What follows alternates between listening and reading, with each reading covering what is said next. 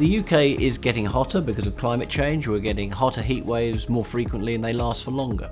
And they have a significant potential to impact a whole range of groups, some of them vulnerable groups, and other groups like people who are at work, the elderly, the young, people with comorbidities. We know that each year, and with the rising temperatures, we're seeing an increasing number of excess deaths. In the summer of 2022, in just the 5 heat periods that we experienced, there were nearly 3,000 excess all-cause deaths, many of whom were vulnerable populations. As temperatures increase, they have an impact on the physiology and then the pathophysiology of the body, ranging from faint through to heat stroke. Productivity decreases, cardiovascular stress increases, making people who are vulnerable in those areas more likely to have a problem.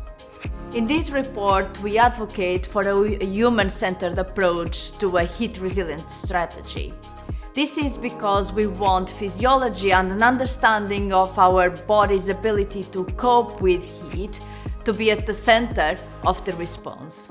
So we know that people living with pre-existing conditions, so whether that's cardiovascular, respiratory conditions, obesity or older adults, we know that in terms of their physiology, they have an impaired ability to thermoregulate that puts them at an increased risk in these conditions. Our ability to respond will depend on our ability to adapt, both in terms of changing our individual behavior and getting our communications right, building trust with people, and changing our built environment, so ensuring that we have access to green spaces and that our houses are built in a way that optimizes ventilation and temperature control both in winter and in summer.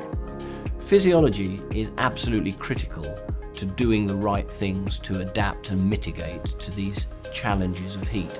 But physiology can't work alone. We have to do and work in collaboration with architects, public health officials, clinicians, botanists, town planners, and in that way we can get to the optimum solution for the challenges ahead.